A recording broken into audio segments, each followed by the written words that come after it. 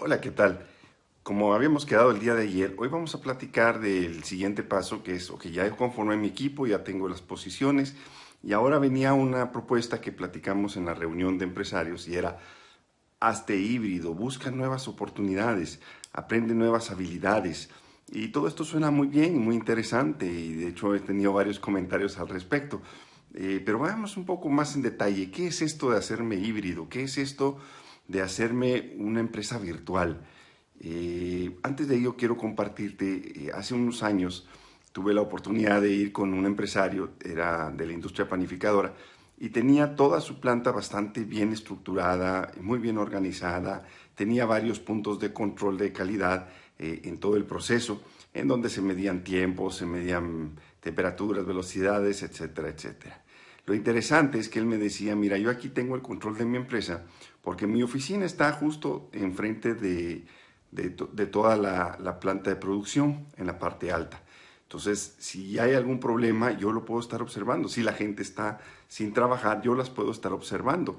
Y cuando se dispara una alarma o veo a alguien que no está haciendo su trabajo, pues inmediatamente bajo y resuelvo el tema. Y entonces yo le decía, qué interesante, te lo agradezco, pero en realidad eso es el síndrome del superhéroe. Cuando uno juega al superhéroe, está jugando el juego de la víctima.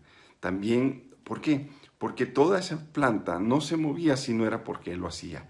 Entonces, ¿qué concepto de equipo podríamos tener ahí? Es decir, imagínate que a él le dijera yo ahora, hazte virtual. Sería algo imposible.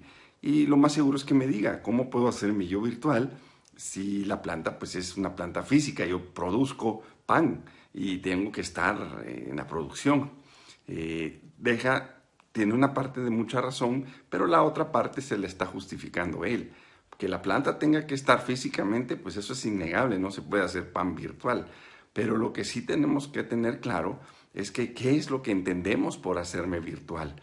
En la gran mayoría de los casos, no sé si sea el tuyo, las personas piensan que hacerse virtual únicamente es la parte comercial, es decir, voy a lanzar una página, voy a hacer un proceso comercial virtual y eso es parte de todo, pero no lo es todo.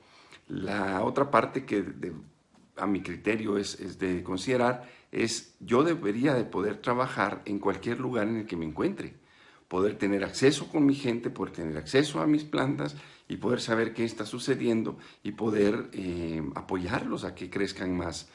Ese es el punto. Hoy en día, con todo esto del home office, eso ha pasado de ser algo que era importante, algo que se ha vuelto imperativo, pero nos agarra de sorpresa a muchos y entonces tiene el componente de, híjole, ¿cómo le hago, man? O sea, no te puedes imaginar la cantidad de gente que me ha dicho, oye, ¿cómo hago esto del home office? ¿Cómo controla a mi gente? Y la respuesta es realmente, a ver, ¿cuál es tu sistema de management? ¿Cómo es que tú estás llevando a las personas hoy por hoy en tu día real? Porque si lo sabes administrar bien, llevarlo al mundo virtual es muy sencillo. Si no lo sabes hacer bien, es decir, el caso del superhéroe o el supervillano, si quieres verlo también del otro, esos no te van a permitir en ningún momento tener una actividad virtual. ¿Por qué? Porque no vas a tener a tu gente cerca, no vas a estar pendiente de todos, no puedes ir a la casa de cada uno a ver si están trabajando o no están trabajando. Y si lo haces tan seguido, puedes llegar a convertirte tú en el primer obstáculo para que ellos hagan lo que tienen que hacer. Ahora, esta parte se vuelve muy bonita porque ha sido algo que nos está ayudando a las personas como yo que nos dedicamos a buscar mejoras en los empresarios a que esa mejora sea acelerada. Entonces, no, las cosas no son tan malas como a veces se plantean. Bien, entonces vamos un poquito a ver de qué se trata esto del management. Management, generalmente yo platico acerca del management estratégico y hablo que tiene tres componentes. La planificación, la organización y las evaluaciones o la rendición de cuentas. Las tres son importantes. ¿Cuál es más importante? Las tres son importantes. Ahora, eso es lo que, la forma, podríamos decir, la estructura de lo que es el management. Ahora, ¿cuál es el objetivo del management? Que quizá ahí es donde empieza a tener mucho más sentido esto que te digo de que es lo mismo en la forma personal que en la forma virtual. ¿Cuál es el sentido del management? El sentido del management viene dado por su propia configuración. A un gerente no se le mide por lo que él hace. A un gerente se le mide por los resultados que dan su gente. Y de igual manera, entonces, ya tengo una componente que es que tengo un equipo y que tengo que hacer que ese equipo ¿qué? Sea productivo. Ahora, para que sea productivo, tiene que tener las competencias, los conocimientos, las habilidades necesarias para que sea productivo. Entonces, mi función como management, como de gerente, director, dueño, es lograr que las personas que trabajan para mí cumplan esos dos objetivos. Estén habilitados en conocimientos y habilidades, valga la redundancia, ¿para qué? Para ser productivos y buscar siempre el que sea mejor o más productivo. Entonces, aquí viene la pregunta, ¿cómo hago yo para que una persona sea competente?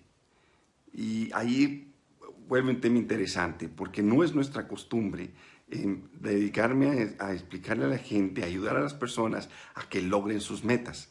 Siempre estoy en el tema de vigilar en dónde tienen la mínima falla para demostrarles que el que sabe aquí soy yo y el que manda aquí soy yo.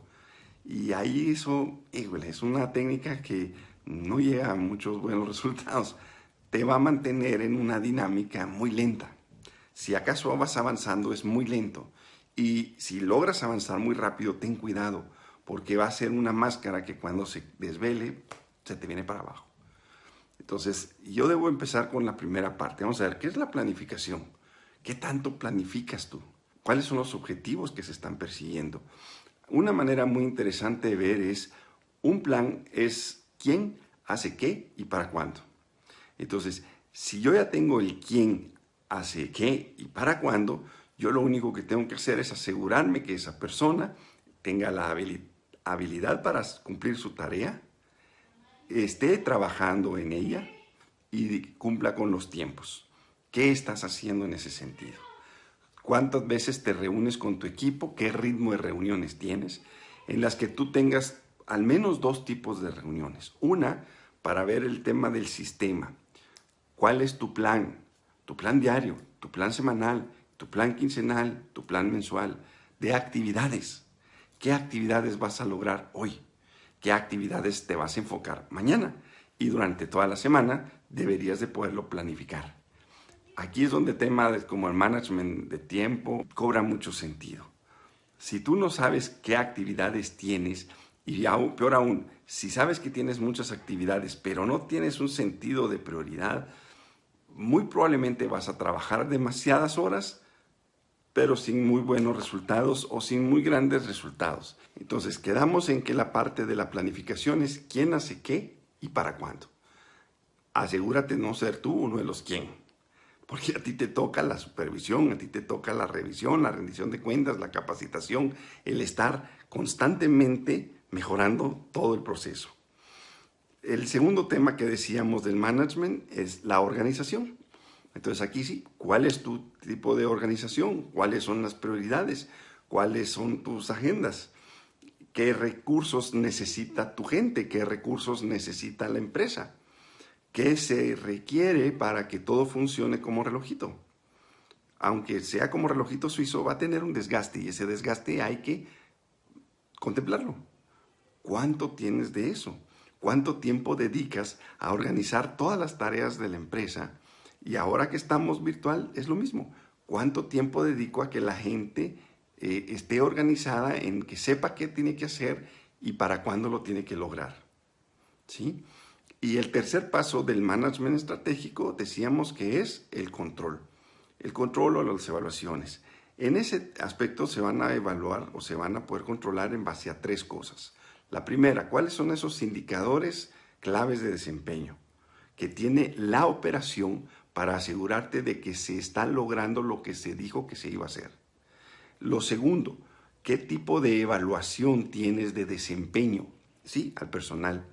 ¿Qué tipo de evaluación les estás pasando para saber cómo están, qué temas tienen por resolver o qué habilidades han desarrollado que podrían ser utilizadas y aprovechadas en otra parte? Y por último, la retroalimentación. ¿Qué tipo de retroalimentación tienes con tu gente? ¿Cuántas veces te reúnes con tu equipo base para saber cómo están, qué tienen? Y aquí una de las herramientas más interesantes es el coaching. ¿Basado en qué? En preguntas habilitadoras, no preguntas por preguntar, sino preguntas habilitadoras, preguntas que proponen, ¿sí? Como le decía yo a una persona, si tú tienes el problema de que te están llegando a preguntar, oye, ¿qué hago aquí? Oye, ¿qué hago aquí? ¿Qué hago aquí? Híjole, aplica una estrategia que me enseñaron hace muchos años que se llamaba la de 1-3-1. Dice, a un problema tráeme 3 posibles soluciones y una recomendación.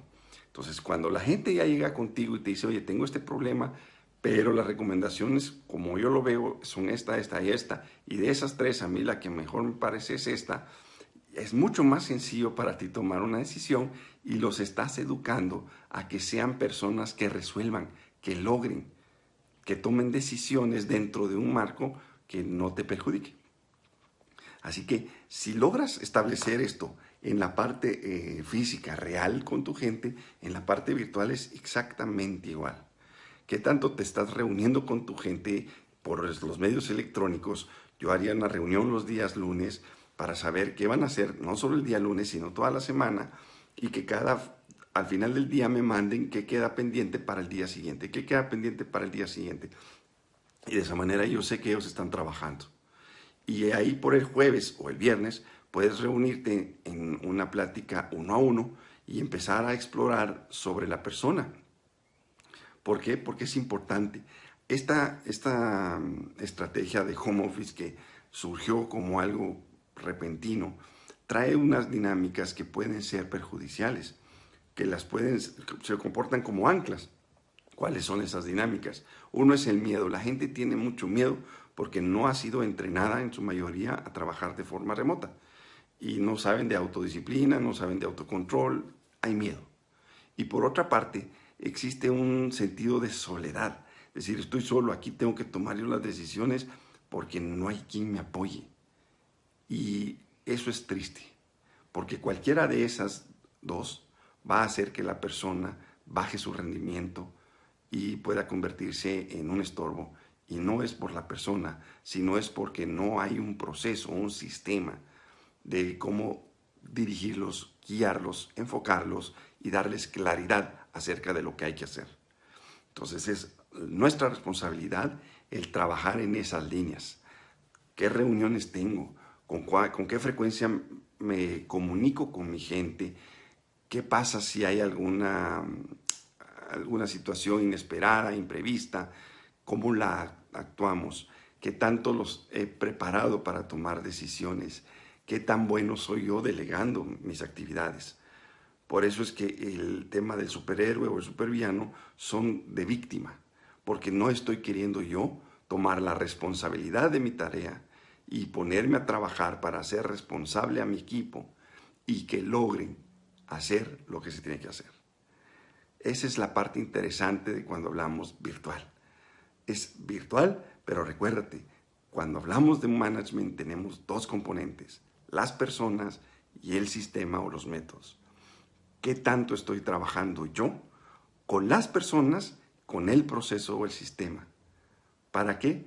Para hacerme más eficiente y como resultado más productivo. Bueno, espero que esta pequeña conversación haya sido de muchísimo valor porque en realidad es una parte fundamental en esto que vivimos. Nos vemos el día de mañana con un tema más de los que quedamos en esa reunión. Hasta luego.